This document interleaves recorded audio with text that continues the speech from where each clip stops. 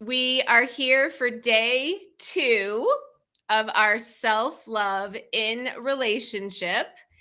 And this is under the umbrella of our amazing self-love revolution that we are all coming together to bring to our beautiful planet. This is, from my guidance, the way we absolutely transform our amazing Earth. And it doesn't even stop with the Earth. What we are doing here together has the greatest far-reaching expansions for the entire multiverse. And I shared a channeling on Friday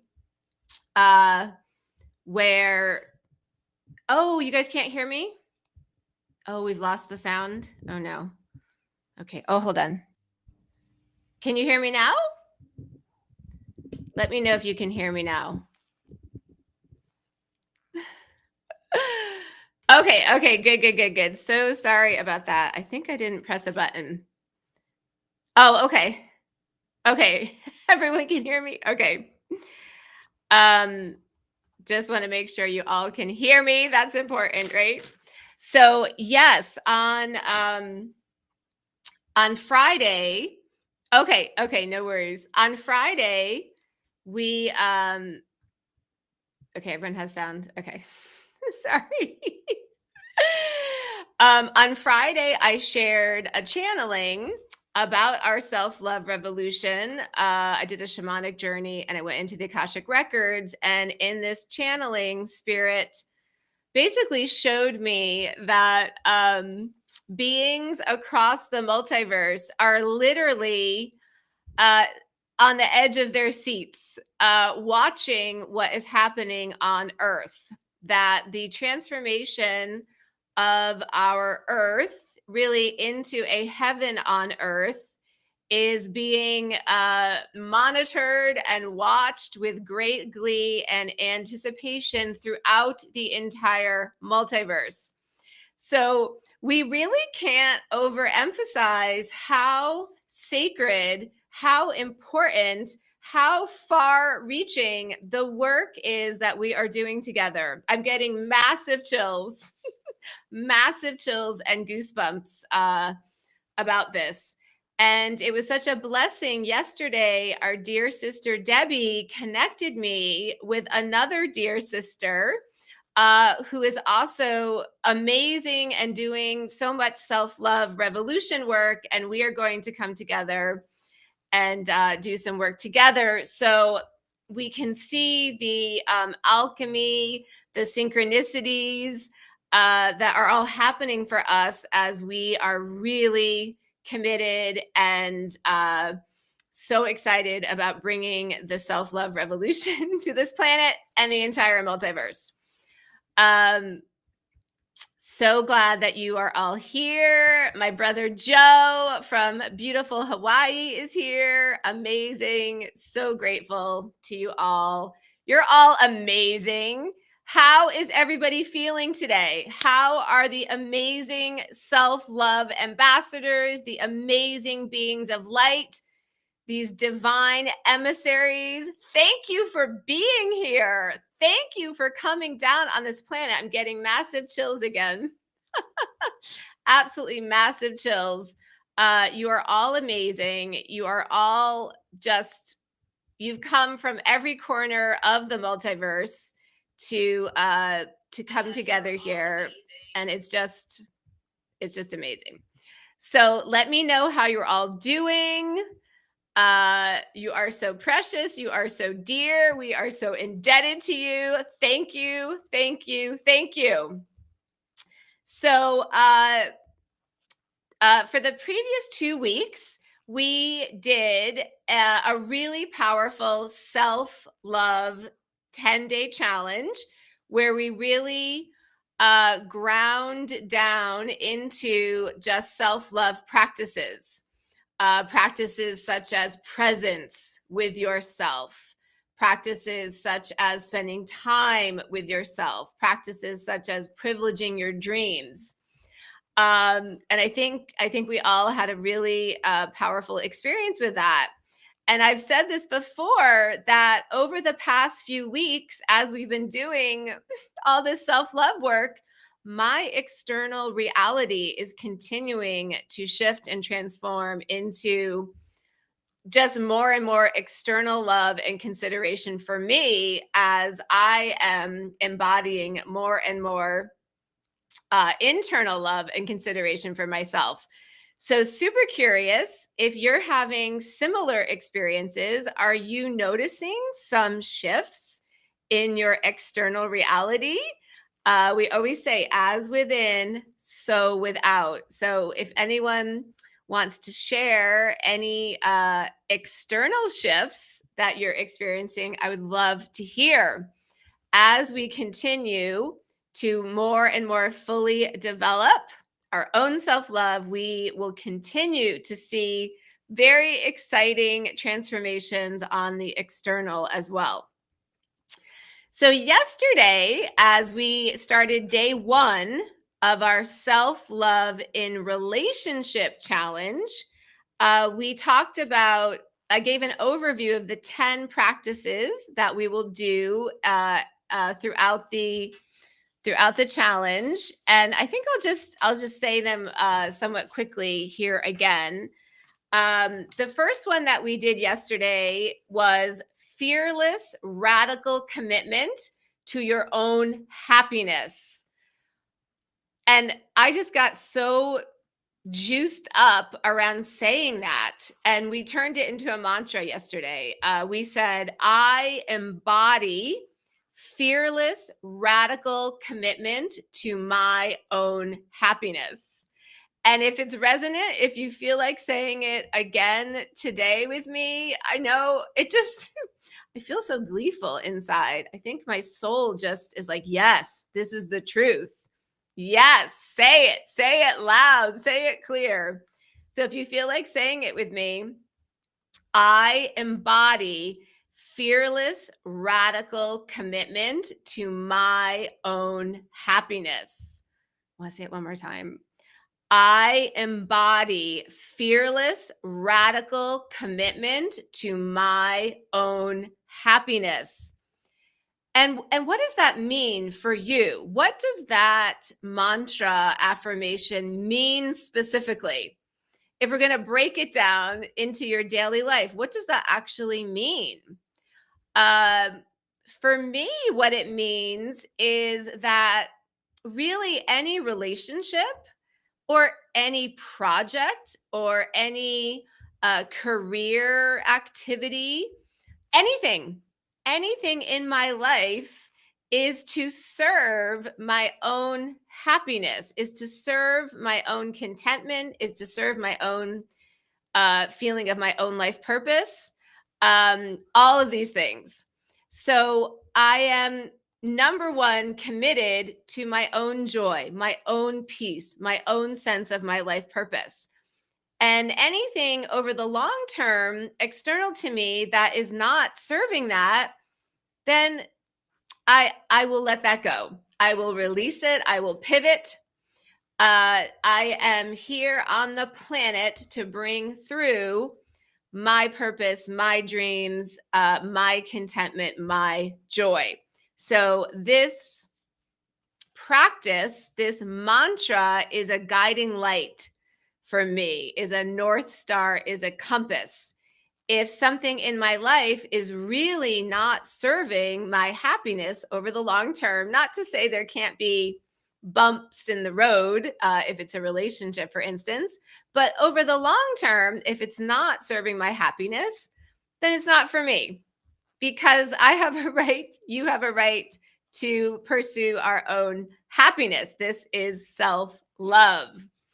So Debbie says, I've definitely been taking more time for myself to enjoy the little things. I bought myself a beautiful orchid, and Donnie got me a beautiful rose bush, feeling full of love. I love how much you love flowers. I really, really love flowers too.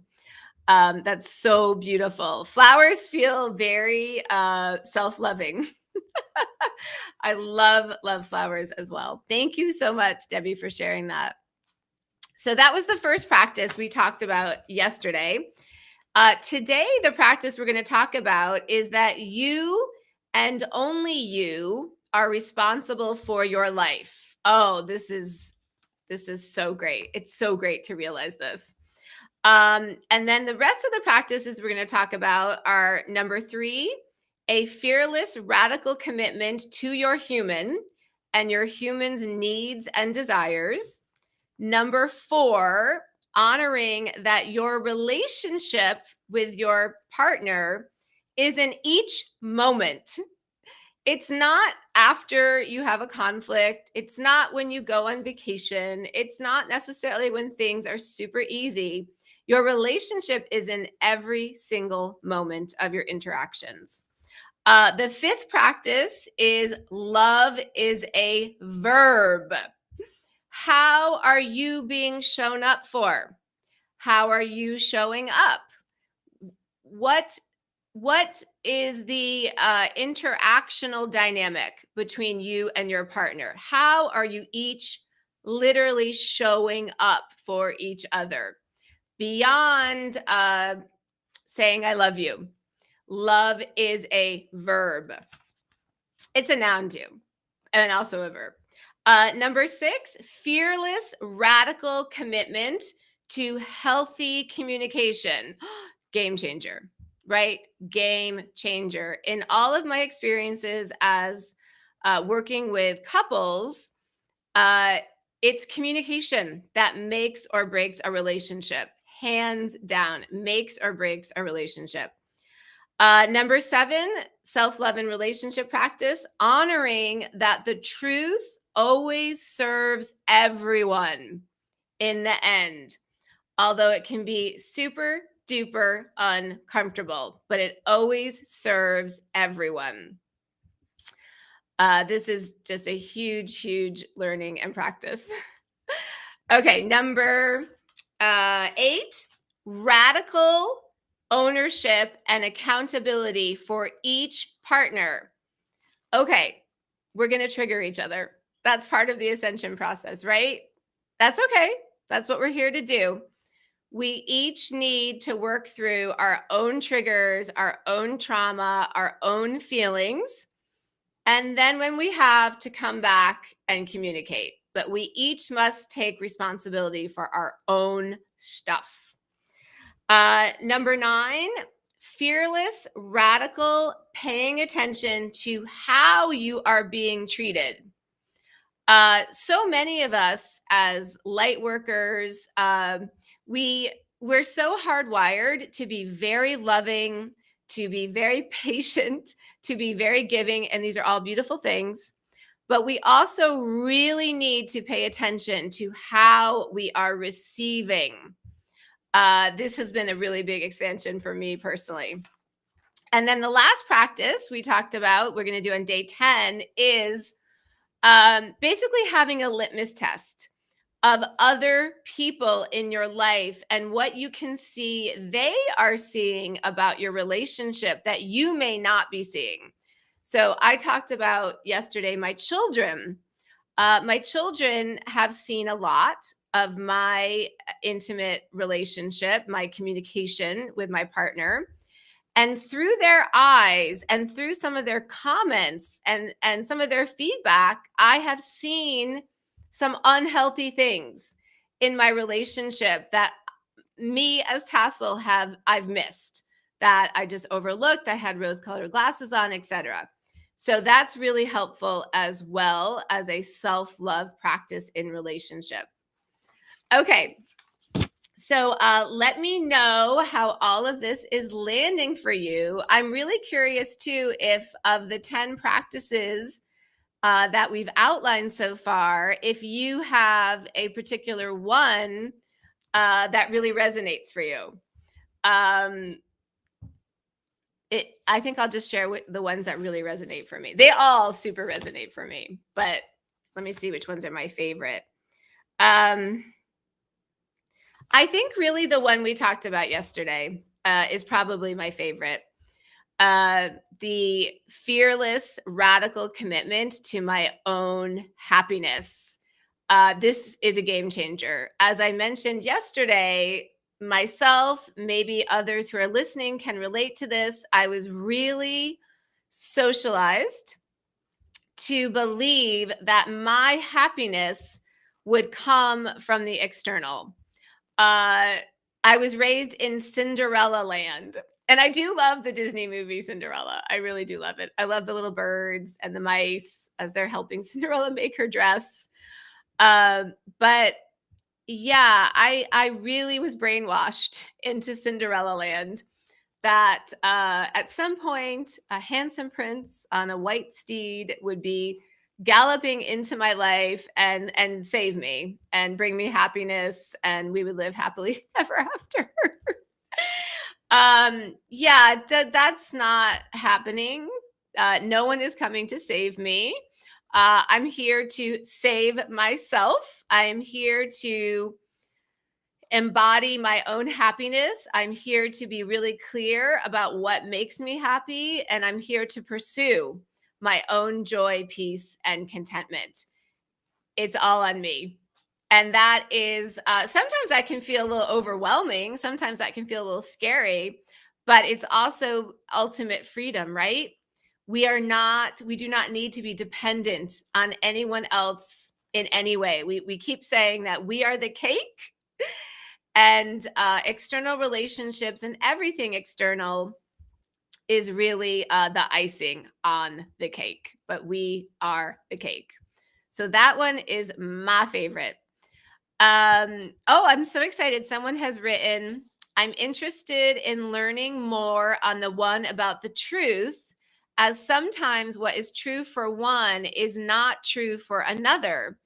Also, in how we receive. I'm curious to learn more about that one. Thank you so much for sharing this.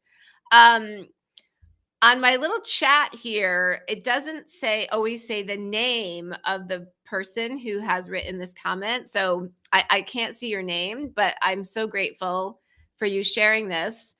Um, and then someone else has written in, my youngest will be sure to say what she sees.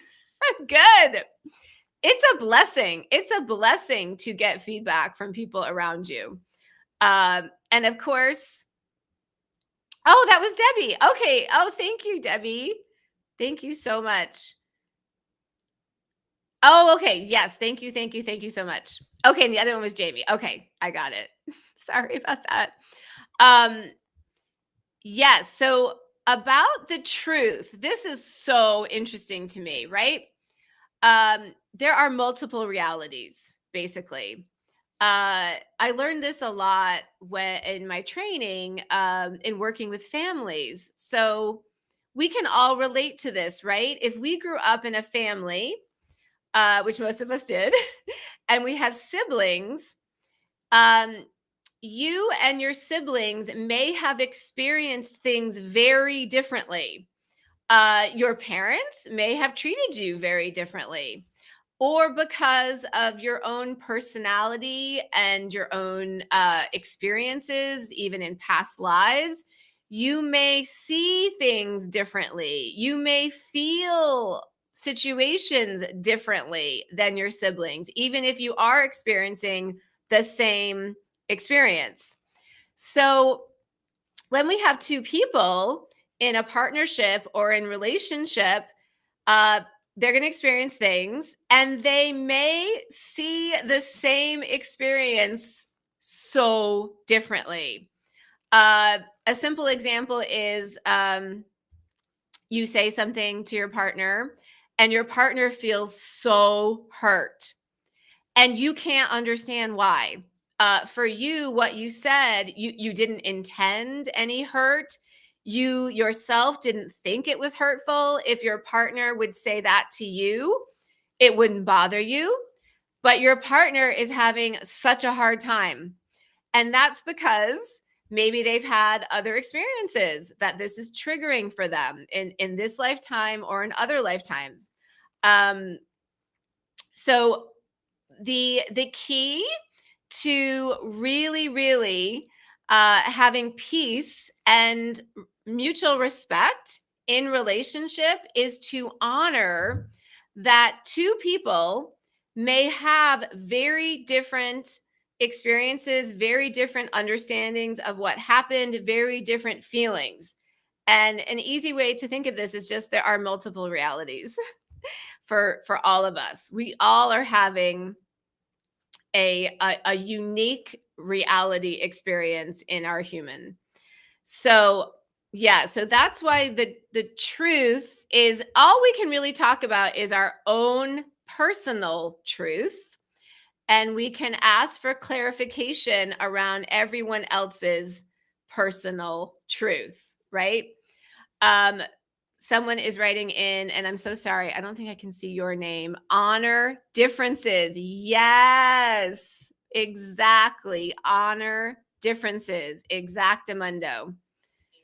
Um, that is exactly what we're talking about. That is exactly how we help to bring more peace to the planet, is to honor everyone's own reality. We can only speak of our own personal truth. That's it. So, and then Debbie, you also said you're curious to learn more about what you're receiving. Yes. I wasn't really paying attention so much to what I was receiving. I was really focused on giving, and I was really focused on my own behavior, wanting to be the best person I could, wanting to be very loving, and I wasn't really so tuned into how I was being interacted with. So this was a really big expansion for me.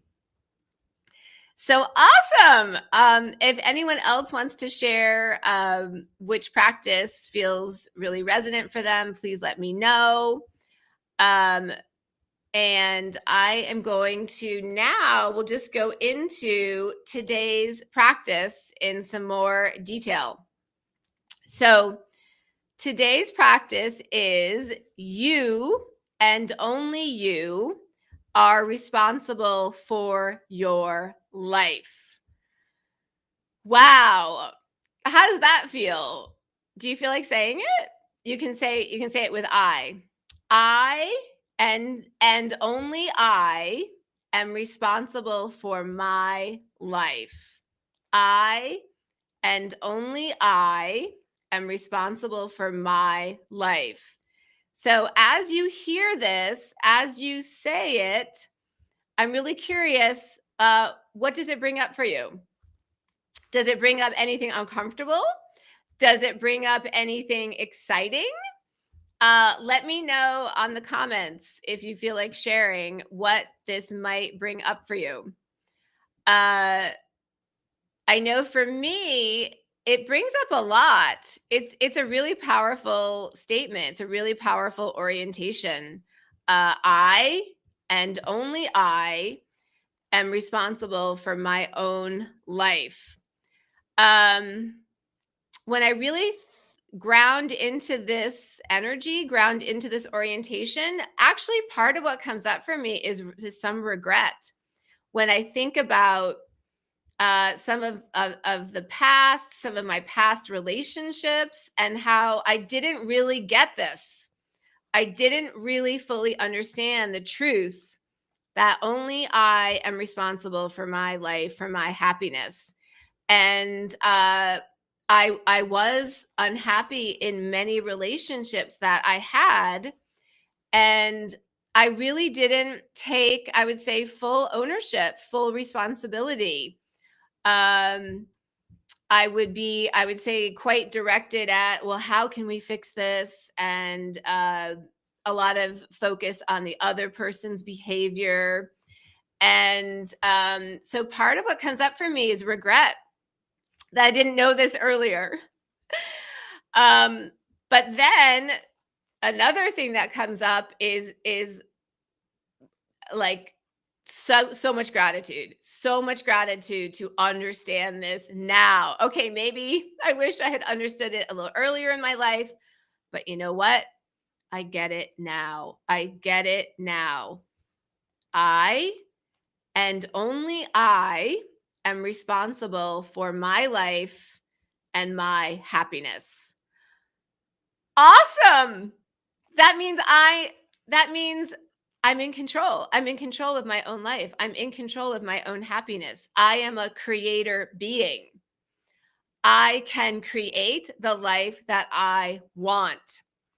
Um, and another part that really comes up for me with this practice is the idea that all of us can really tune in to, okay, what is really important to me in my life and specifically in my relationship.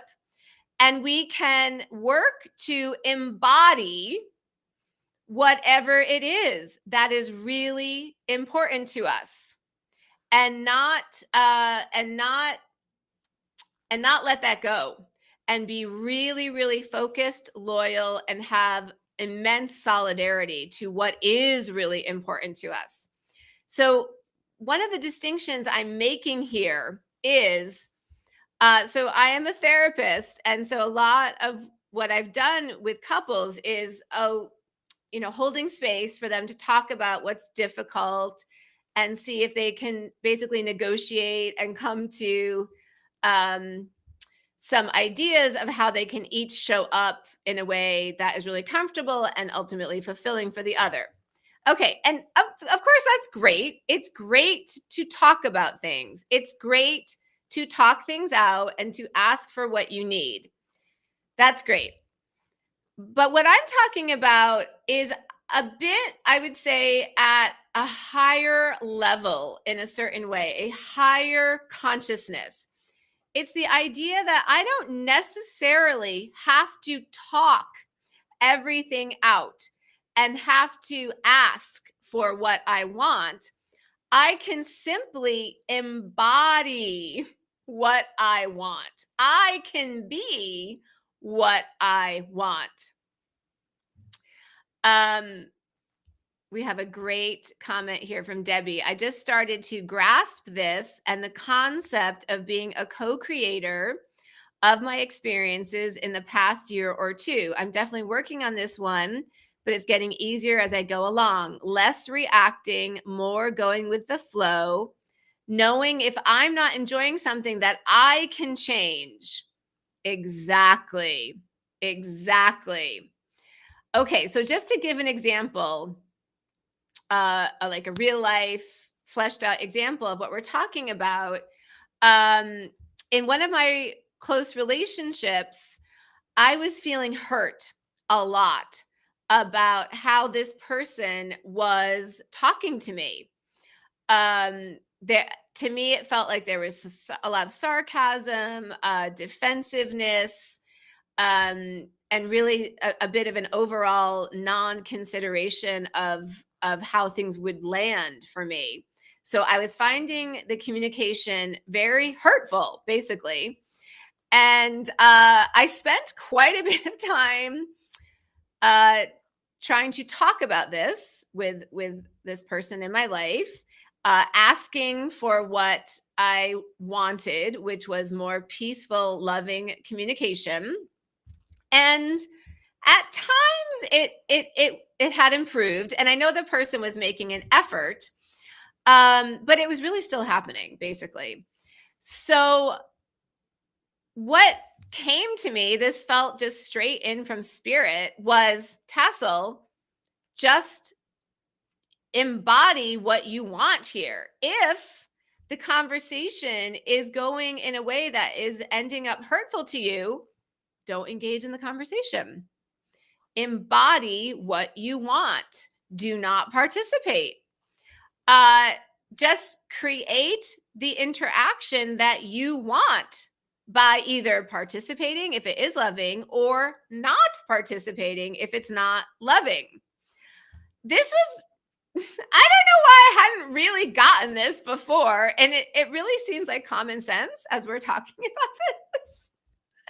It really seems like common sense. So just act in a way that is loving to yourself and choose to excuse yourself from any interaction that's not loving. It seems so obvious. But yeah, I spent a lot of time just trying to talk to people in relationships about what I wanted rather than just embodying it myself. And super interestingly, as I have really embodied more and more of what we're talking about of self-love towards myself, um, and not engaging in non-loving interactions, well, when as within, so without, the non-loving interactions towards me from this particular person and in general have really decreased without me having to talk about it. I'm holding the energy. I'm embodying that, yeah, that doesn't work for me. I'm not going to participate in receiving that kind of interaction. And then the external interaction like that is petering away. Isn't that interesting? As within, so without. So with this orientation that I and only I am responsible for my life and my happiness, I can really do an audit. This is a great word. I know it's kind of a serious accounty word, but it really is a good word here, I think. An audit of my own behavior. What am I allowing? What am I participating in? And is this serving me? And is it serving my love towards myself? So if you take an audit of your own behaviors, especially in your close partnership, what do you see? Do you see any areas where you are allowing non love or disrespect or lack of empathy, whatever it is? Take an audit at what you see about your own behavior. And if you want, we can do it right now. I think it's just super interesting. Think, for instance, of your last really difficult, painful interaction with anyone, and take an audit. Was there something you were doing where you were allowing uh, really a hurtful interaction? Is there something you could have done differently so that you would not have had the hurtful outcome that maybe you sustained?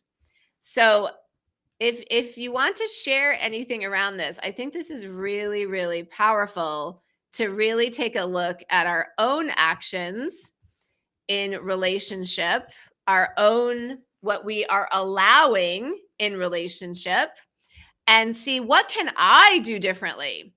How can I practice self-love as well as love to the other in these situations? Um, I'll give another example around this. I have a dear person in my life who often shows up late to meetings that we have. And for a really, really long time, I was very compassionate. I was very patient. I was very forgiving. But eventually, this just really started to feel not loving to me and not respectful to my time and my attention and my energy.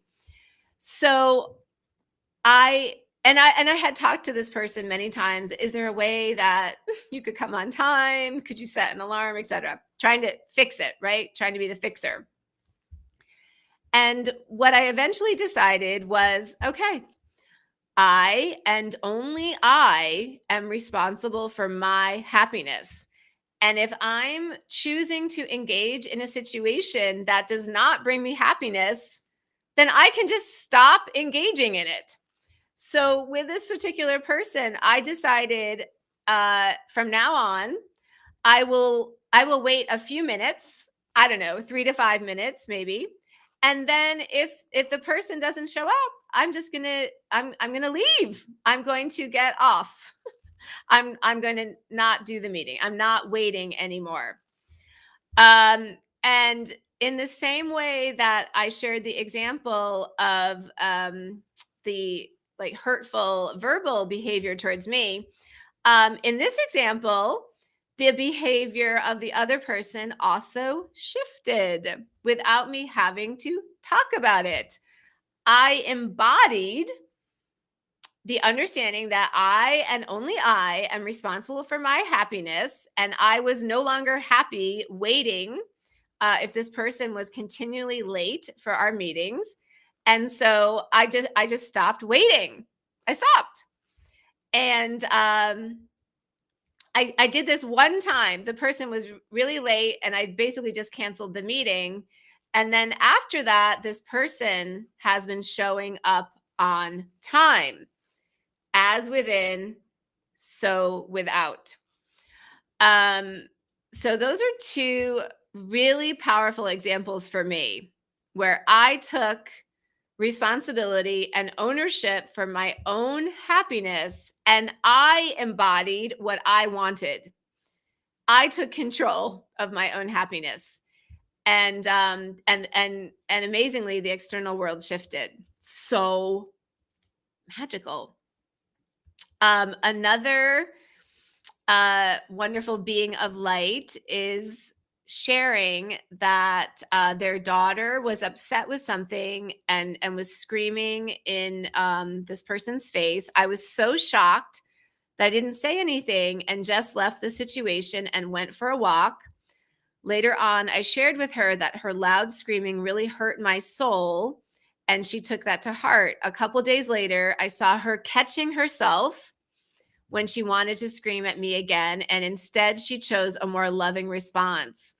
Wow, what a beautiful interaction for both of you. So this gets into the practice of truth, and that the truth, I'm getting chills, the truth always serves all.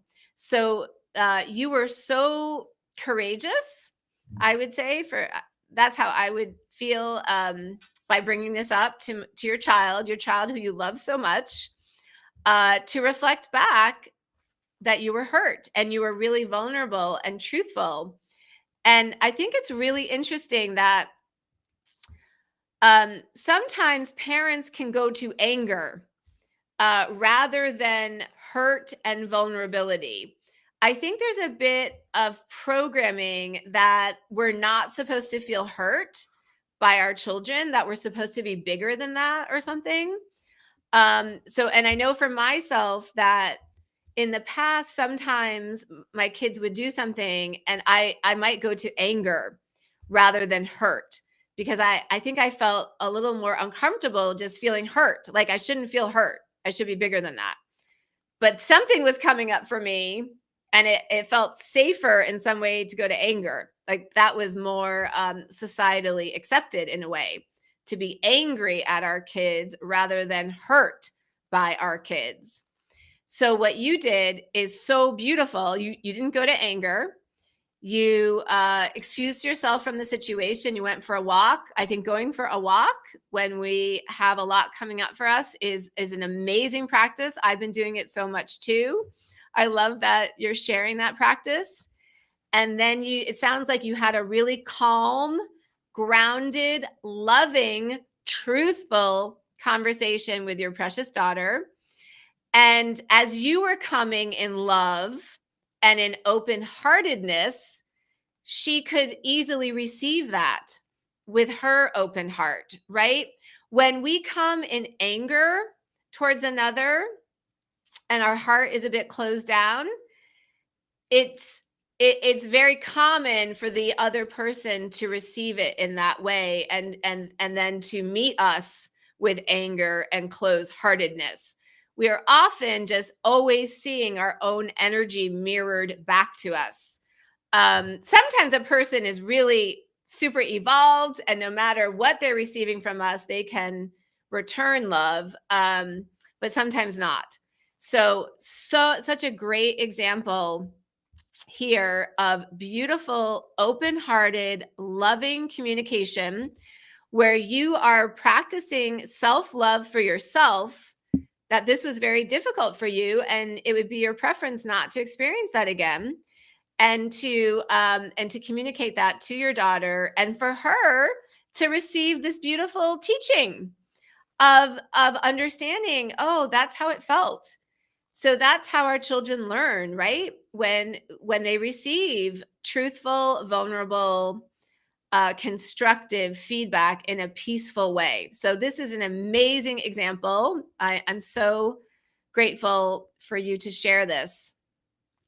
And Wendy says, it's great to be truthful about our feelings with our children because it introduces open communication. This is a great learning for your children. Yes. What a gift to model to our precious children peaceful, open, truthful communication, sometimes uncomfortable, but always has such a great long-term outcome when we share the truth in a loving way. And no matter what we say to our children, what we do with our children is what they're going to model. So amazing. Yeah, this is just amazing. And again, I think it's really beautiful to be vulnerable enough to realize that, oh, I felt hurt by my child. And that's okay. That is it's normal to sometimes feel hurt by our children. We are human too. We love our children, we parent them, but we, of course, have the capacity at times to feel hurt by them. And so to appropriately talk about this is such a gift, and what we would want our children to be able to do with their children. We are passing on generation by generation healthy practices here. So amazing example. Thank you so much for that beautiful example. So, yeah, this is all about this practice today. I and only I am responsible for my life. This practice is really taking matters into our own hands, right?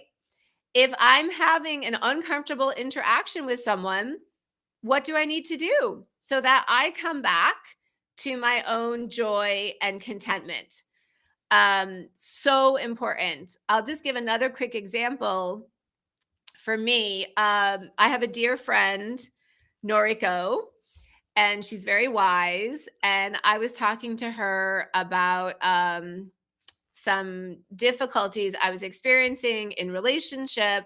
And she said to me, Tassel, what do you need? What do you need to do in your life so that you feel safe, grounded, and stable? Because in some of these interactions with this particular person, I was not feeling safe, grounded, or stable. And she really just brought it back to me. Tassel, what do you need to do so that you feel safe, grounded, and stable? And it was the best guidance ever. It was, I was just, yeah, I was like, wow, you are so right. What do I need to do so that I can feel the way I want to? And what I did was I made some adjustments, some boundaries with this person, some scaling back with this person so that I could re-find my joy, peace, and contentment. So, really, a lot of what we're saying here is how do we each preserve our own internal joy, peace, and contentment? And again, that is our job. That's an inside job. So, how do we need to show up and interact with others so that we are preserving our own inner joy, peace, and contentment? That is our responsibility.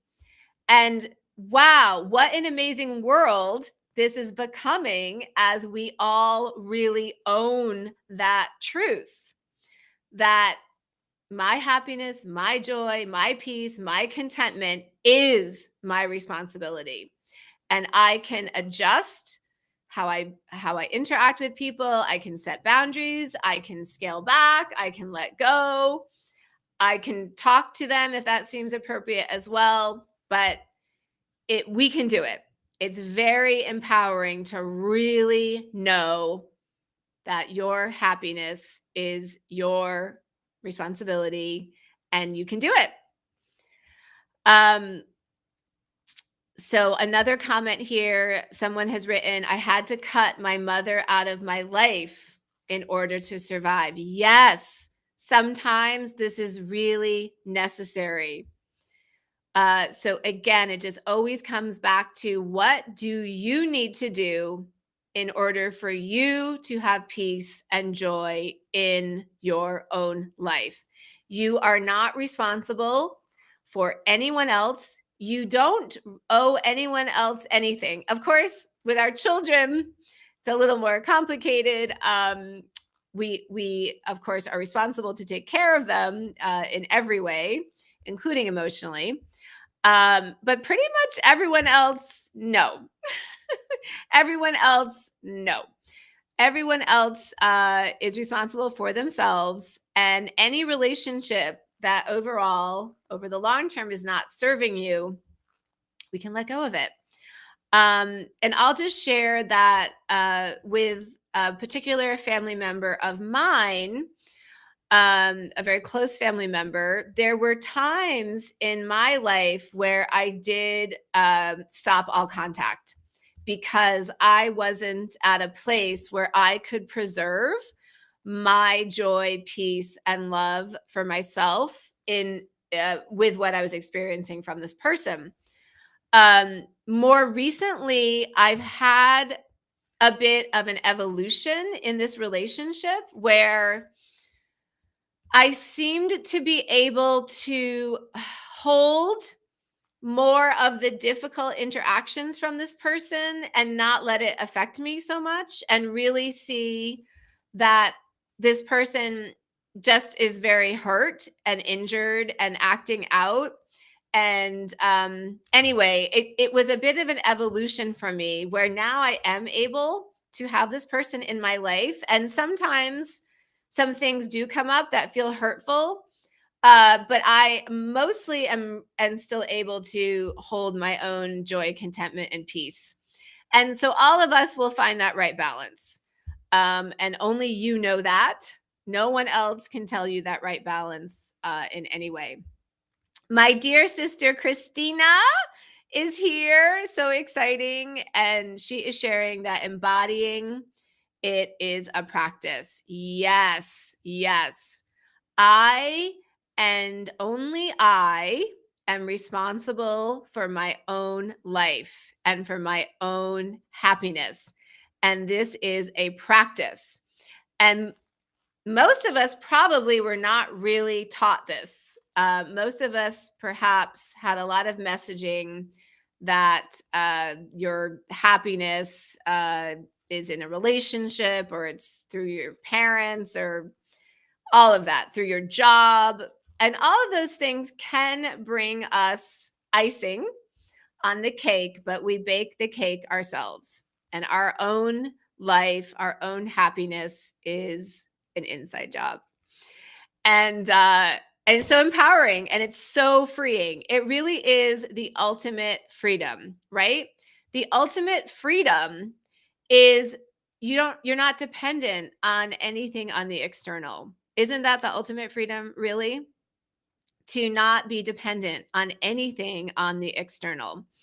To enjoy things on the external, uh, but to not be dependent, to have such a strong inner solidarity, inner companionship, inner partnership, inner accountability, and to just develop, nurture, maintain your own inner joy, peace, contentment, no matter what is going on the external.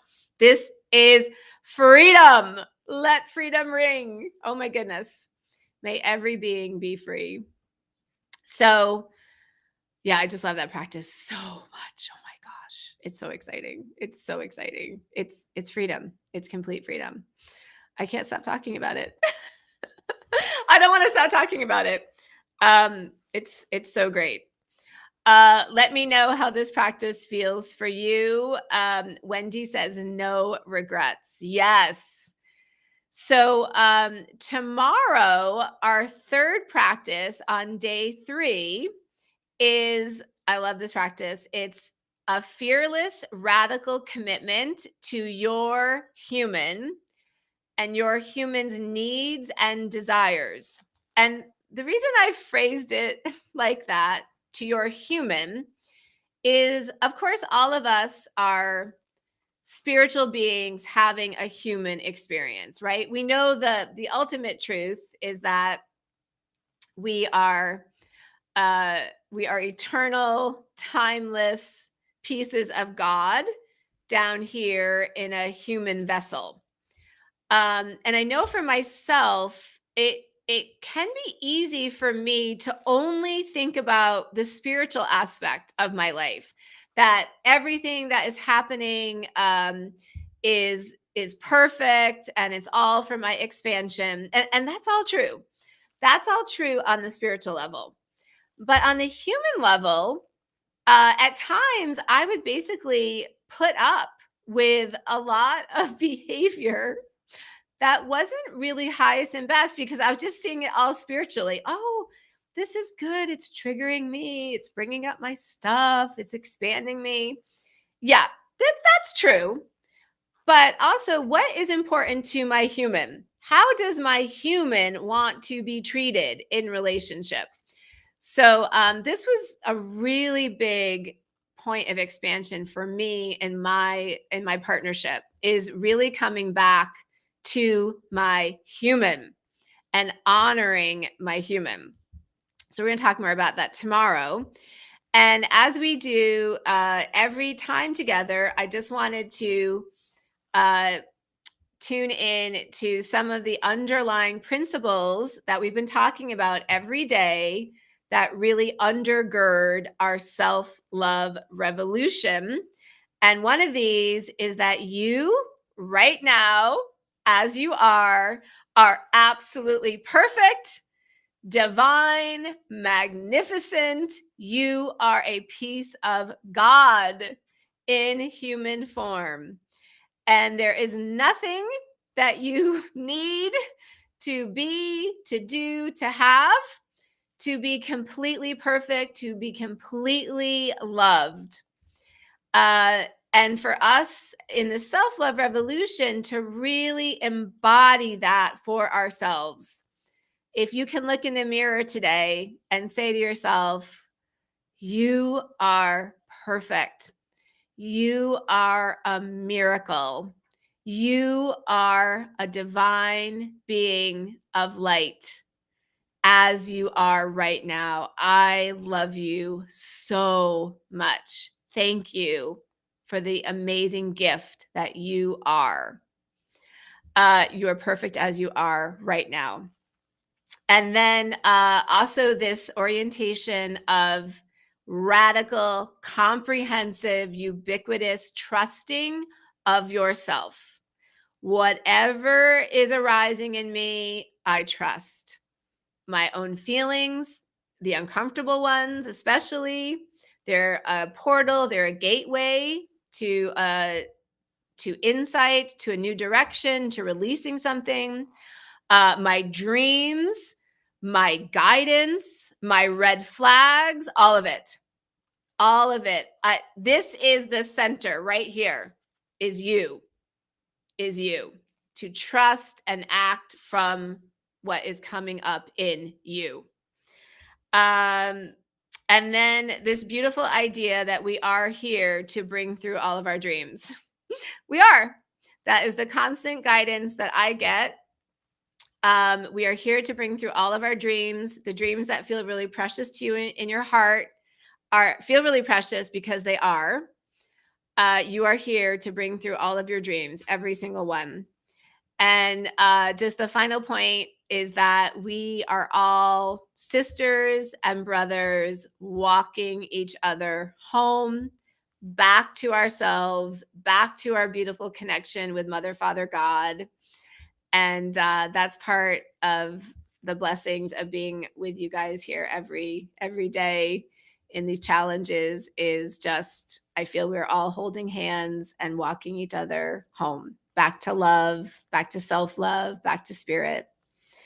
So, thank you all so much. This is the best part of my day, connecting with all of you and talking about self love. And yeah, the practice today, I and only I am responsible for my life. So much love to you all. Thank you so, so much for being here. Please feel free to invite any of your family members, any friends, your children, your parents, whomever, to the challenge tomorrow. Tomorrow we're going to be talking about your fearless, radical commitment to your human. Love you so much. Wendy, thank you so much for the beautiful comment. Debbie, thank you so much. Thank you so much to everybody. I love you all, and I'll see you tomorrow. Mwah. So much love. Bye.